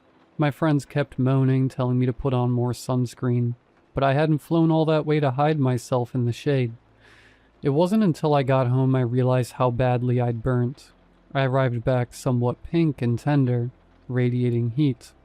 I spent the next couple of days lathering up with aloe vera gel. It must have been 2 days later. I was back at work, back to reality, when I started to peel. It started small, pulling thin patches from my shoulders. They came off with ease. It was like taking the screen protector off a new phone. I was engrossed. Then I pulled the perfect part, from the elbow straight down my forearm and over the back of my hand. I laid it out. I stared at it. It was perfect. My hand was wonderful to peel. I'd find an edge beginning to lift and peel it back delicately. I could see my freckles in it, the tiny grooves of my fingerprints, even the way it would stretch around an old scar. There would be a slight bit of tension before release, revealing a softer, newer flesh underneath. I'd taken to rubbing my feet together before bed, scratching away at an itch that I could never quite get. For some reason, I found this comforting. I would drift off softly, chasing the sensation. One morning, I stood with my back to the shower. I'd neglected the loose skin there that I couldn't reach. The water found an opening on my shoulder and ran beneath the skin. I could feel the warm water spreading between my skin and back. It ballooned out and sagged before it finally split. I stood and watched as skin, wasted, washed down the drain. But when I really think about it, that could have been one of my best pulls. From then on, I would pull the unreachable bits with some kitchen tongs and some good stretching in the mirror. For the itch, I rubbed my back against the doorframe. I thought about stopping when the lock scraped so hard it drew blood. For a moment, the itch disappeared. I went to work until they asked me to stop coming in. At first, I think they were concerned. People had mentioned I was getting thinner. Then concern turned to disgust. I heard people whispering that I smelt rotten. Of course they were exaggerating. A little BO at most. I just hadn't showered properly in a while. People started to wonder why I was at work with a long-sleeve shirt. I told people I was embarrassed by the peeling. Truth is, I knew I wouldn't be able to resist pulling away at it at work. I'd be typing away and small pieces would flake off and land on my desk. I was missing out. I had to sneak to the bathroom and pull a few pieces for myself. It was better than any cigarette break I ever had. It was only a problem if I got a good piece. One time at work, my sock had made an indent around my leg. It made the perfect edge. Slickly, it pulled right up my calf all the way to my knee. I had to sneak it home. I kept it in my lunchbox so it wouldn't get damaged. It's my favorite piece in my collection. It took some of my tattoo with it. It looks beautiful. The layers seemed to get more red, more vibrant as more layers peeled off. With every layer, my tattoos seemed to get brighter, newer. Then parts of them began disappearing with skin I pulled away. Eventually, I had none. A fresh canvas. Then came the harder bits. I started using some tweezers to get in the tight spaces. My knuckles were tougher. They peeled off in callous lumps, but they preserved all the little creases and folds of the joint. I liked those. I peeled far enough down one finger that I finally reached the nail bed. Then I found the edge beneath the nail. Once I had the edge, it peeled off effortlessly. They'd been so itchy. I was never truly worried until I woke up and found my little toe in the corner of my fitted sheet. There was no blood. It had simply come off in the night. I put it in my collection. Honestly, I was unsure what to do with it. I didn't think it was truly collection-worthy. Unlike my big toe, that felt collection-worthy. I didn't have to worry anyway. It wasn't long before I had a full collection. I couldn't help but spend the whole day peeling. It was captivating. More captivating than any work or anything else had ever been. Night started to roll in when my stomach grumbled and woke me from an itching daze. I looked at my hand. I peeled and scratched it completely raw. My eye was caught. I could still see a piece, wedged in the corner of my knuckle. I had a dental utensil, a long thin metal point. When I wasn't scratching the gaps in my teeth, I used it for small, awkward, unrewarding bits like this. This was the first time I made it to the bone. This bit was deeper than others. When I hooked the point beneath it and pulled, there was a resistance, a sharp pinch. For a moment I thought I'd finally gotten it. Then the itch returned. I wasn't as disappointed as I should have been, but it was deeper this time, inside the bone. I'm writing this with my right thumb. It's the only finger that still works on the screen. I'm lying in bed listening to the kirk, kirk, kirk of my feet rubbing together. They don't feel soft anymore, but still it soothed me for a moment. The itch is everywhere now. I can feel it all over me. It's in my bones. I grind my teeth together trying to reach the itch inside them, but it's never enough. My left hand is bone, but it still itches. I stare at it when I drift off. It might be the light, but I swear I can see edges beginning to lift. I don't want to run out.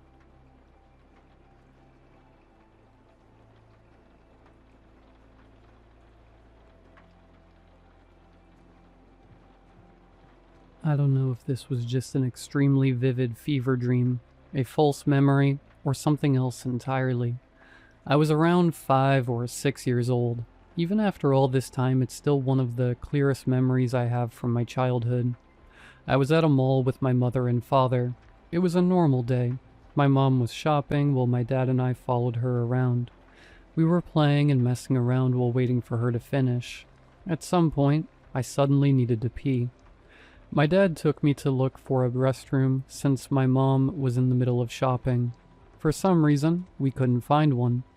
I remember this wasn't a mall we visited often, so we were kind of lost. Eventually, we ended up in what looked like the basement level of the mall. I should probably mention that this mall was really old even back then. It's been demolished for years now. That area was dimly lit and felt completely different from the rest of the mall. One side looked like a parking area, while the other seemed to be where delivery trucks brought supplies into the building. We weren't actually outside, but we were near the entrance to that area. There was a security guard standing there, so my dad asked if there was a restroom nearby. The guard pointed towards a restroom sign farther down the basement area. At that point, I was desperate, so we didn't really have much choice. My dad let me go in by myself while he waited outside the entrance. I remember the restroom being pretty dark, but honestly, I didn't care. All I wanted to do was pee. After I finished and came out of the stall, I noticed a woman washing her hands at one of the sinks. She had long hair and was wearing what looked like a Sunday dress. I wasn't planning on washing my hands. I was a little kid and figured nobody would know anyway. But since she was there, I felt like I should. I noticed there was a lower sink that was just the right height for me, so I went over to it.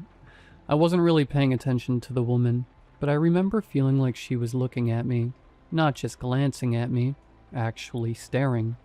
For some reason, I didn't want to look directly at her. Looking back, I think I was already scared. The restroom was dark, I was alone, and there was a stranger standing there with me. I remember wishing I had let my dad come inside with me. He had offered to guide me to a stall, but I insisted I could do it myself and told him to wait outside. The longer I stayed there, the more uncomfortable I felt. I can't explain it very well, but it felt like she was getting closer. I never turned around to check. I just remember suddenly wanting to get out of there as fast as possible. The second I finished washing my hands, I ran. I practically sprinted out of the restroom.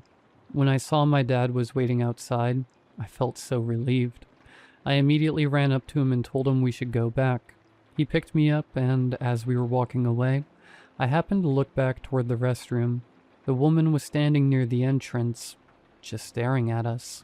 I don't remember her moving. I just remember her watching. Once we got back to the main part of the mall and found my mom, I finally relaxed. The rest of the day was completely normal. Eventually, I forgot all about the woman. At least until later that night. When we got home, I became sick with a fever. I remember lying in bed feeling hot and exhausted before eventually falling asleep. Then I found myself somewhere else. The best way I can describe it is that I was inside a room made of flesh.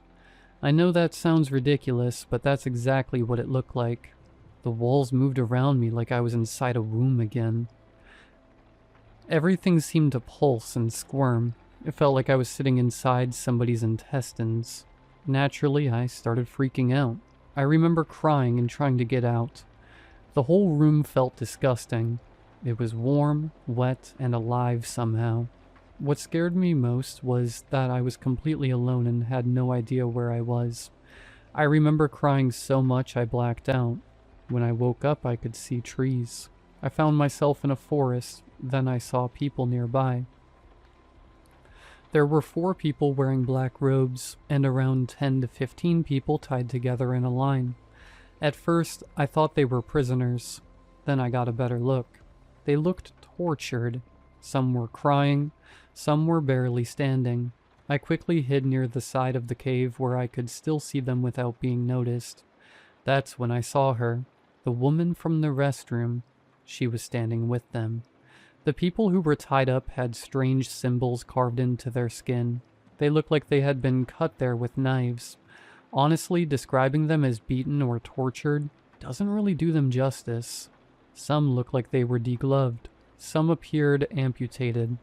Others were so badly injured that they barely looked human. And the smell.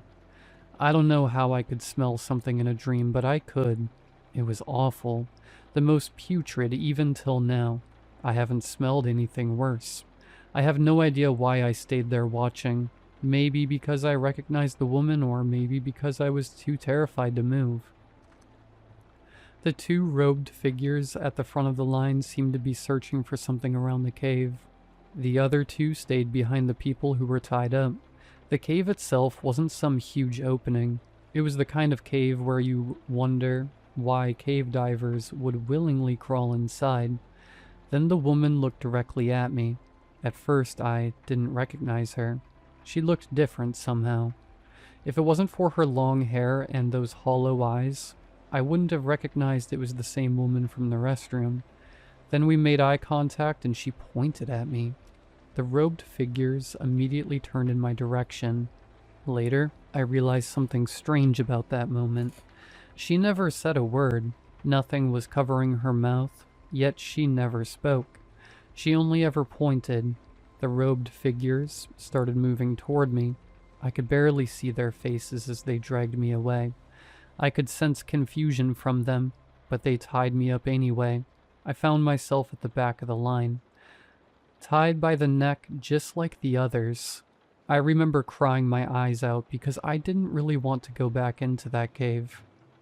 I pleaded and pleaded, telling them I wasn't supposed to be there, but it was no use. I was stuck in that line while the 2 robed figures continued searching for something. Eventually, they found it.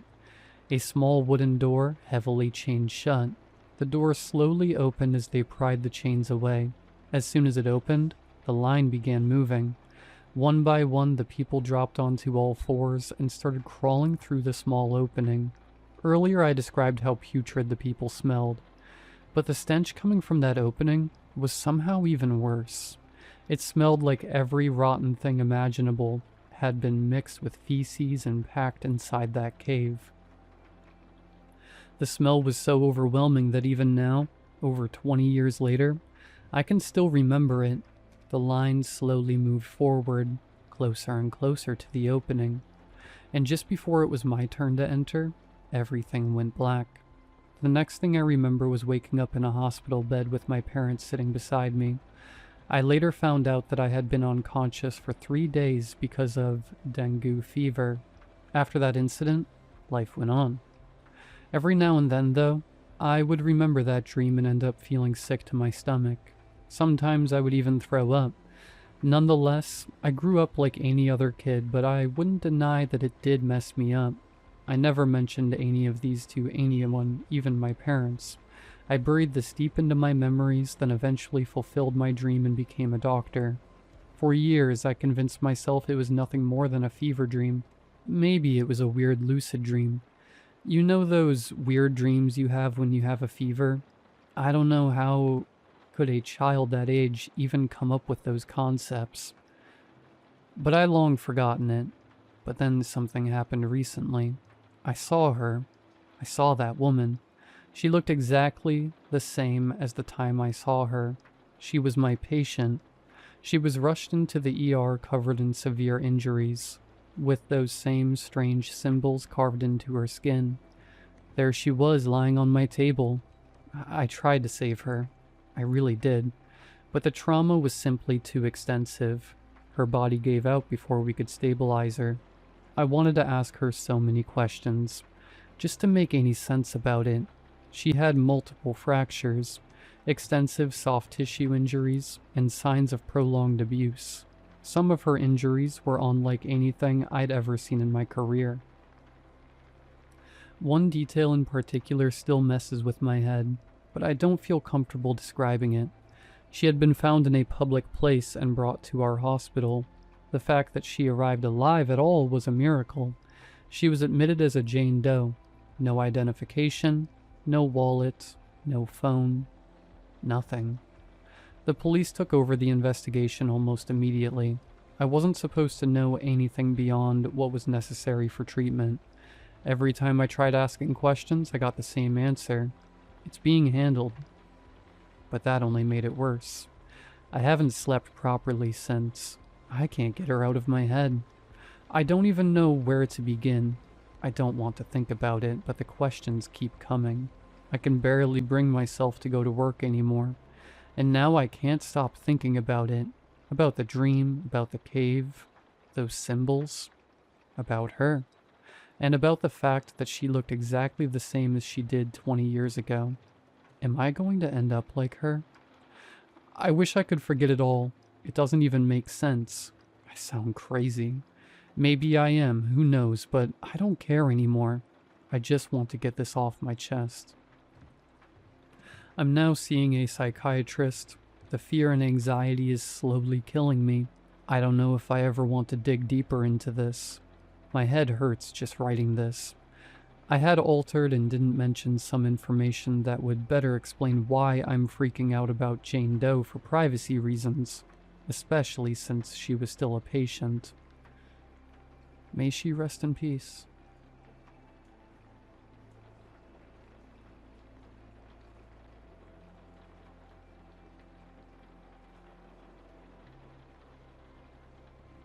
I don't know what to do. I'm freaking out. Just earlier today I was playing video games after a draining day of work, reminiscing on how comfortable I was on my vacation, and wishing that comfort would have lingered a little while longer. Now I'm in my car in an abandoned parking lot waiting for the cops to show up. Let me start off by saying me, Sam, and my friend, Gerald, are close.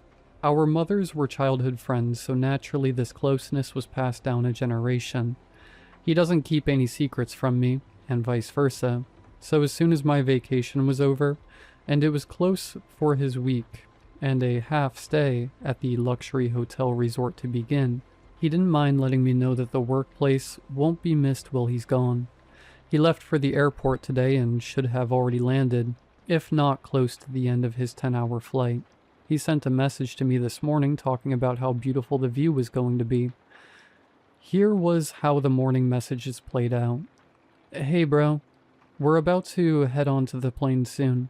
I'll send you pics when we land so I can rub the view in your face while you are deep in paperwork. LMAO. I'll keep that in mind when I plan a trip to Tokyo. By myself. I'll make sure to send you a pic of some nice ramen stew. Yum. I see how it is. But next year, let's plan our vacation together. Yeah, if they let us. You know they need at least one of us there to keep the building up afloat. You're so right. It gets tiring carrying everyone on our backs, huh? LMAO, you already know. Okay, they're calling our numbers now. I'll text you when we land. Talk to you later. Got you. Don't forget to send pics. Up until that point, I hadn't gotten any messages back. So imagine my surprise when I got a knock on my door at 8 p.m. and when I looked through the peephole to see Gerald. His hair was messy and growing into different directions. He had dirt on his face and his clothes looked like a messier version of an outfit he wore 2 years ago. The only reason I remember the exact outfit was because I bought him the outfit and he only wore it once. I took a picture of him in it that day. I said hello, to only get a frantic, "Let me in, bro. I need help. I can't believe this just happened to me." "Aren't you supposed to be on vacation right now? What happened?" "What? My vacation isn't for another few months. What are you talking about? Let me in." He yelled through a hoarse voice as if he overused his vocal cords and could no longer continue to do so. It looked like him, down to the annoyed mannerisms.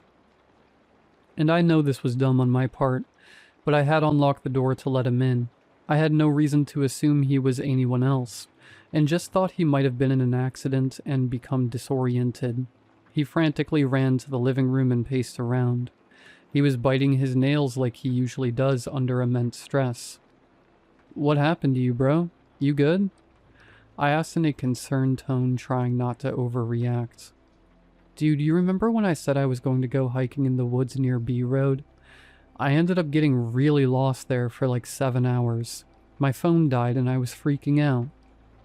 I had remembered him hiking quite a few times. He started up the hobby a few years ago, and he's managed to do so up until this point, but something wasn't adding up. He went hiking yesterday. Why would he be at my house now if he already said he was at the airport? "Bro, did you hit your head on a rock coming back down from the forest trails? You texted me earlier this morning about getting on the plane." "What? No, I didn't. My phone is dead, remember? I told you it died while I was lost. There's no way I could have texted you." "Here's the messages, dude, if you don't believe me." I then went back to our messages and shoved the phone into his face. He scrolled and scrolled and scrolled, a hint of confusion growing with each thumb flick. Dude, who is this? "It's you, dummy. Do you not see the contact number?" "This isn't me. This isn't even my number." "Bro, yes it is. Are you joking? You can quit now. I have to be at work at 6 a.m. "I'm not joking. This isn't me. At all." I was getting steadily frustrated with his constant lying, so I went to our picture tab and started scrolling. "See, this is you." His face of confusion turned into horror. Who the hell is this? Pushing my breaking point, I snatched the phone away from him and showed him a picture of me and him a couple weeks ago. "This is you. Why are you so committed to the bit, bro? Give it up." While I was scrolling to look for more evidence of me and him together, I seen a message bubble pop up and my heart sunk. "Hey bro, sorry my flight got delayed, but look at this view. Hot babes, here I come." There was an attachment of him with his luggage, and the view was indeed beautiful, but now I didn't have any explanation for this, and I looked back up at the other Gerald in front of me. He looked at me with so much confusion, like something was on his mind, but he didn't know how to express it. "Sammy, I don't know who that person is, but that isn't me." I looked up at him in horror.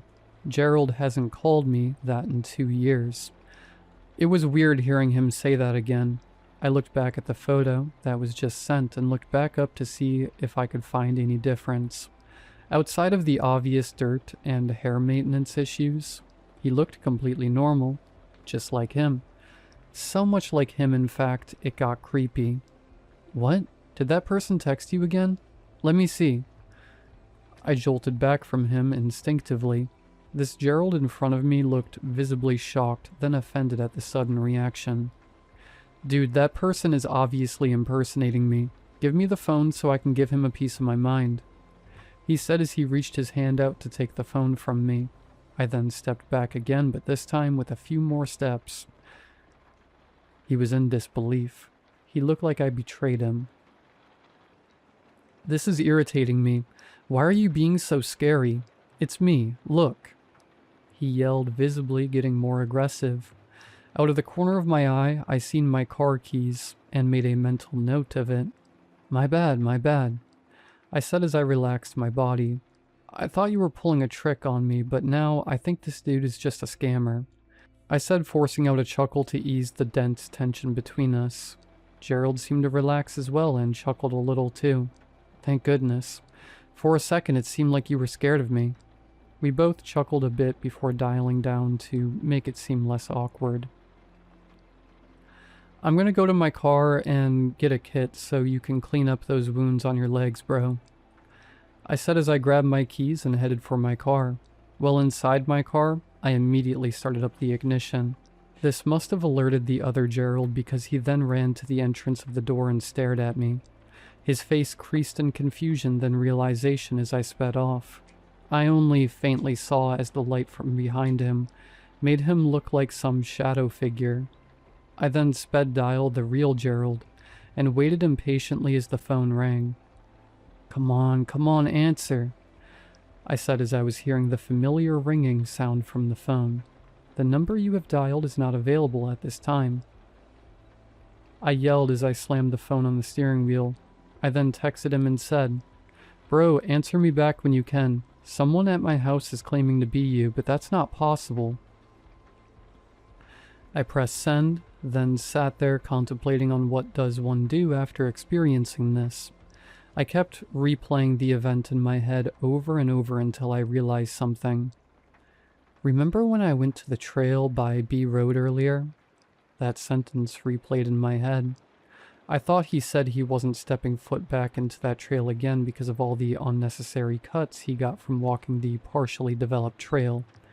I looked up B Road in the messages and sure enough, the message from 2 years ago popped up of him saying he wouldn't go back there again. But that wasn't all that showed up.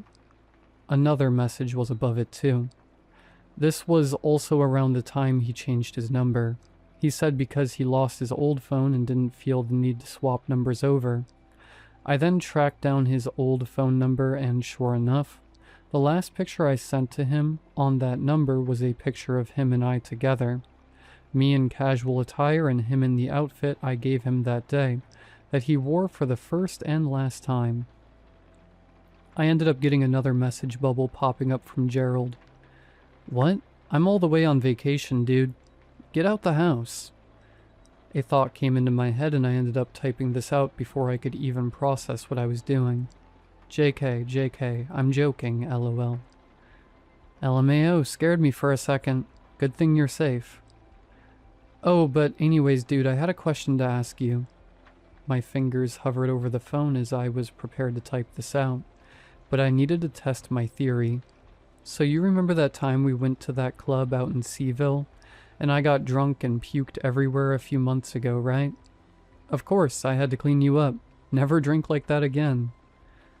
I won't, don't worry. Also, dude, I'm making banana bread in 2 weeks. You down to eat it with me? You think I'ma pass up my favorite homemade banana bread? Hell yeah. You always make the best.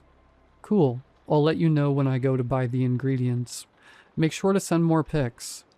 You already know, bro. I immediately dialed 911 and told them someone has stolen my friend's identity and has been for 2 years.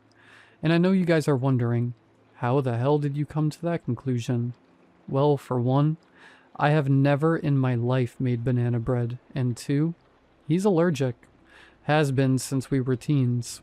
He's never ate anything with bread in it since.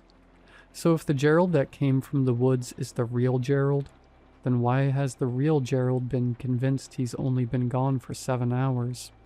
And who have I been friends with for the past 2 years?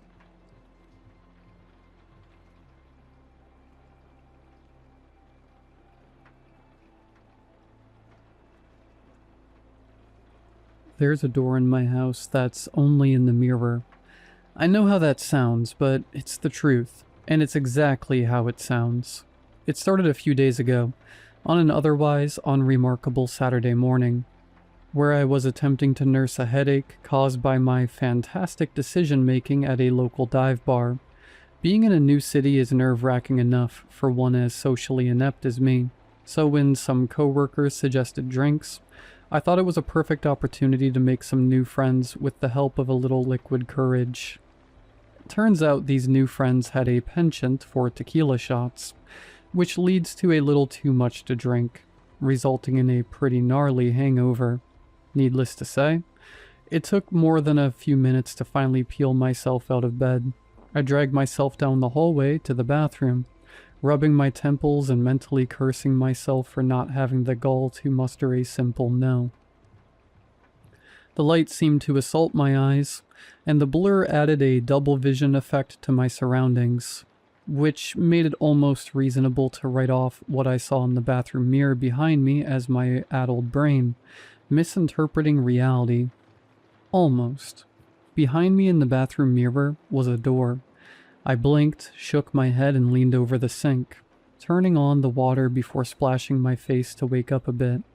I sighed, hoping the fatigue would alleviate a bit, and opened my eyes. The door was still there. I stared, completely puzzled.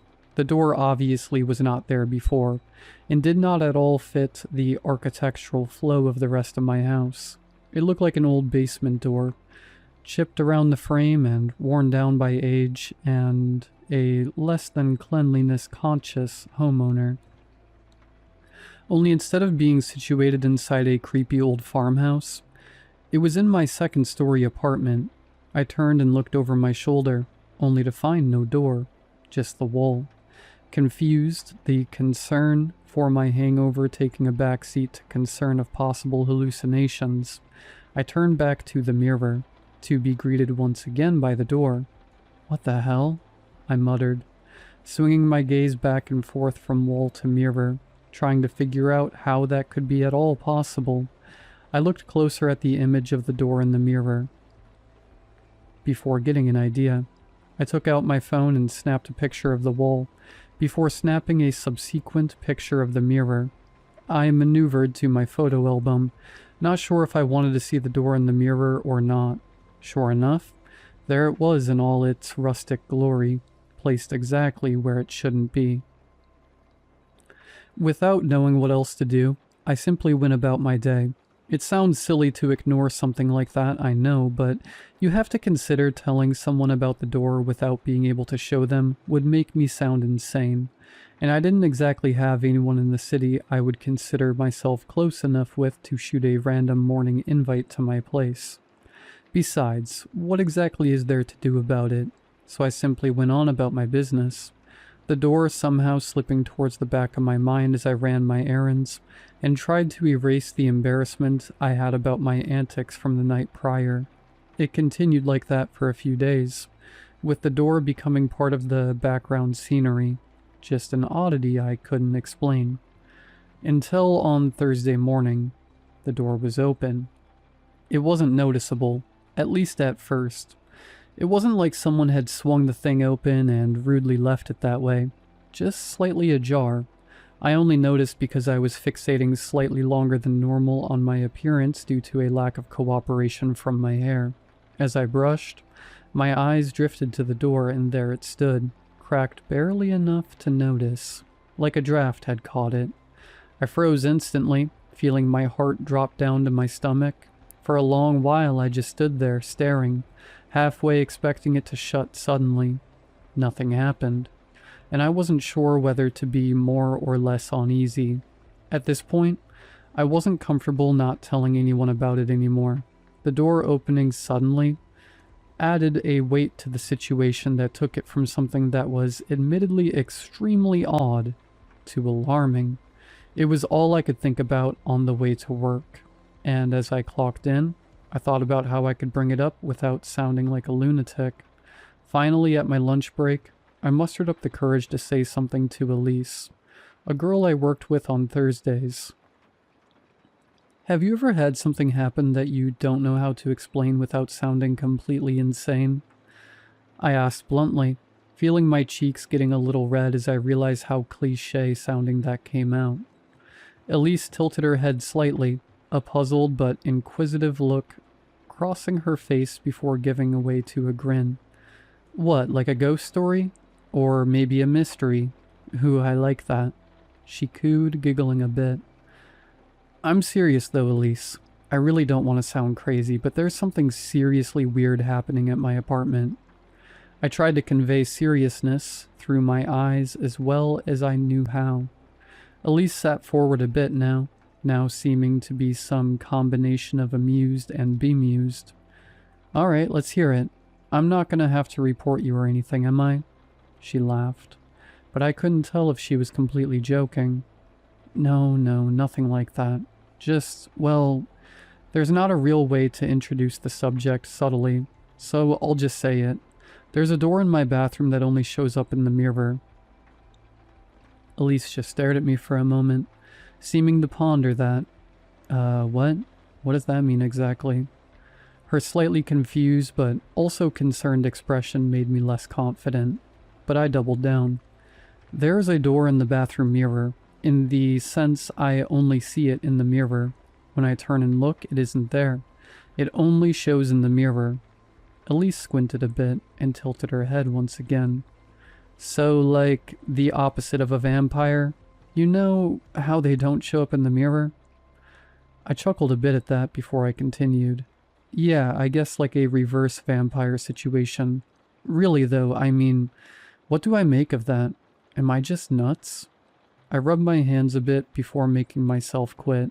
Nervous tick.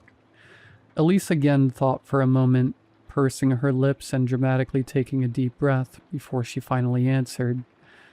I don't know, Darren. I don't think you're nuts. Maybe you're just stressed. I mean, you aren't on, well, drugs, are you? She looked nervous to ask that last bit, but held her gaze at me. No, I mean, Friday night with you guys was the first time I'd even drank in months. Maybe you're right. I mean, there's not exactly a logical explanation other than hallucination, right? Sorry, I shouldn't have brought it up. My nerves were getting the best of me. I took a deep breath and closed my eyes, exhaled, then continued. I'm sorry, really, but I just had to tell somebody. Felt like a weight bearing on me. There's one more thing, though. I watched for her reaction and she just stared intently. She seemed to actually be listening to me, which made me feel a bit better. The door had been closed, but this morning it was open. Just like, slightly ajar, but still open. Elise stared for another minute before blinking and raising her brows. Wow, okay, that's creepy. She looked at her phone and I realized it was probably almost the end of our lunch. We gotta go back, but if you're serious, just text me if you need anything, okay? She gave me a small smile that didn't entirely hide her concern, but it made me feel good that she didn't think I was absolutely insane. Or at least if she did, she hid it well enough. Yeah, will do. Thanks, Elise. I set my keys down on the counter and sighed, closing my eyes and rubbing my temples. The last shift of the week really took it out of me, but the stress of the day added on top of everything with the door situation made me ready to go straight to bed. I didn't care about anything besides sleep, and at this point, I wanted to not worry about the door. I struggled to pick up my feet on the way to the bedroom, staggering into my room before collapsing on my bed and falling asleep right as my head hit the pillow. I rubbed my eyes, suddenly aware of my bladder on the verge of bursting. I looked down at the alarm clock on my dresser. It read 1:34 a.m. I groaned, forcing myself out of bed before remembering the situation in the bathroom. Just real quick, in and out. I muttered as I opened my bedroom door and stared down the hallway. The bathroom door on the left in the hallway felt much more ominous than it had previously, a looming presence that instilled a bit more dread than I cared to admit. As I approached, I realized I was holding my breath. I exhaled, standing before the bathroom door, mentally preparing myself for something from a horror movie. I braced and swung the door open, flipping the light switch all in one fluid motion. The door was exactly the same as where I left it that morning. I breathed a sigh of relief. While I was still obviously very concerned about the door being open, at least there wasn't a demon or some other ghastly apparition in the door waiting for me. I maneuvered to the toilet and relieved myself before heading to the sink. I kept flicking my gaze between my hands as I washed them, and the door. Shutting the water off, I sighed, the weight of worry from earlier in the night returning. I slouched over the sink. I hated how I felt alone in this city. And as if that wasn't enough, I couldn't even come to peace. I felt fear in my own home. There is just no point in stressing myself out anymore over this. I said out loud to myself. I stared at myself in the mirror, assessing my weary appearance. Sleep hadn't been my strong suit even before the stress of recent events, so my eye bags were a bit more prominent than I would like. I grunted. Some rest for once would do me good. I muttered, straightening my posture and trying to put my worries away. I took one last glance towards the doorway before leaving the bathroom. There was an eye in the crack of the door.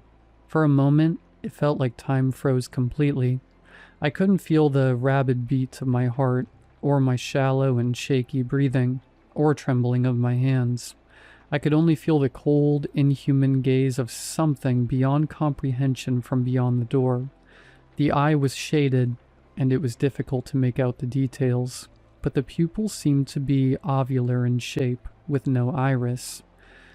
There was an unnerving intelligence behind its gaze that made me feel like I was looking at something that was thinking, something that was observing.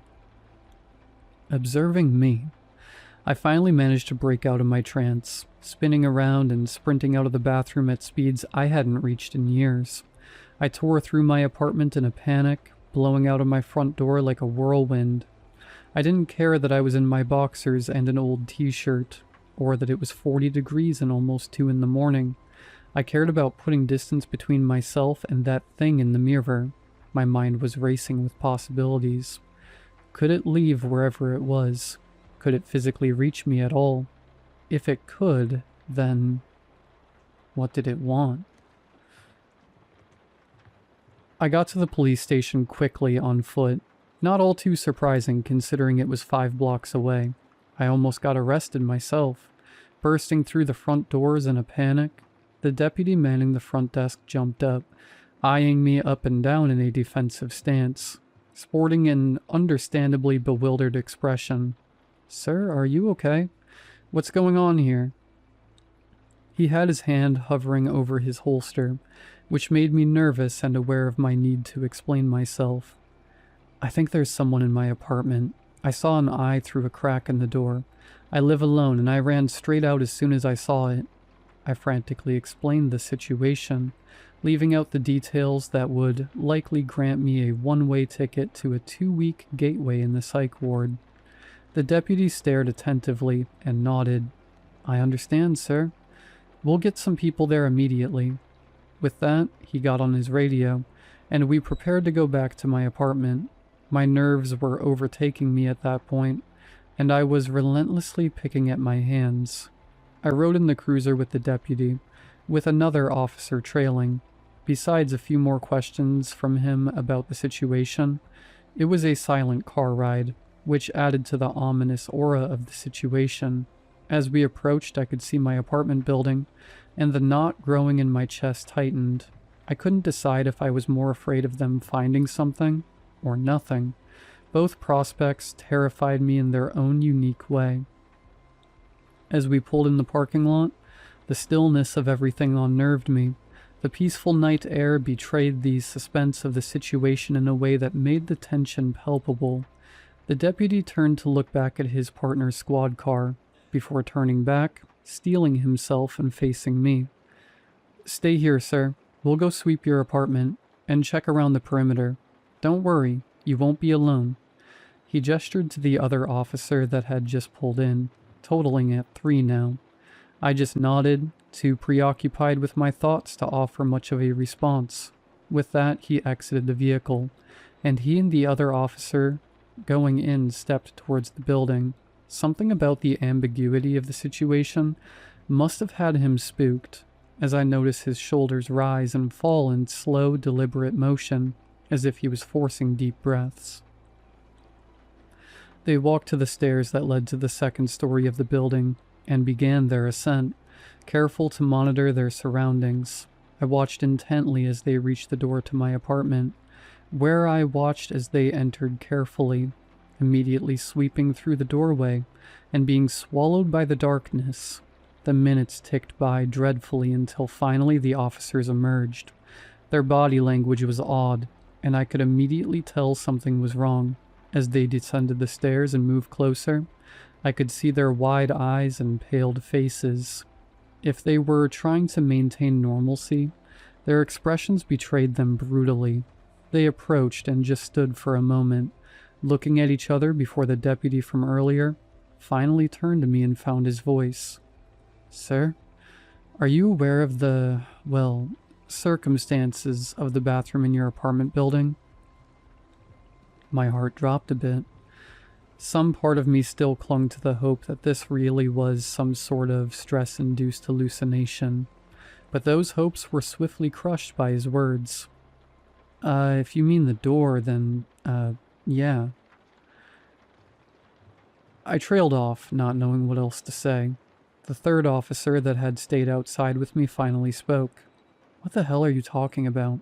What do you mean, circumstances of the bathroom?" He looked between us, squinting and shaking his head as if to motion for an explanation. Nobody really had one. The deputy spoke again. "Just come take a look at this." He turned to me now, his face wearing a worry that almost seemed to match mine. "You too." I felt like I was in a dream as we stomped up the stairs to my apartment. The open door a looming invitation to some unknown nightmare that awaited us. My heart only seemed to beat harder as we navigated through the maw that was the entrance, and I could feel myself tremble and my teeth clatter a bit as we slowly marched towards the direction of the bathroom. They asked me questions, like how long this had been going on, if there had been any other anomalies, and if I had been making up the story to get them here, or if that was the door that I saw the eye. However, as they opened the bathroom door, I lost my ability to speak completely, and the rapid breathing of my heart seemed to stop all at once. Their voices drowned out, as I could only focus on one thing. The door was wide open.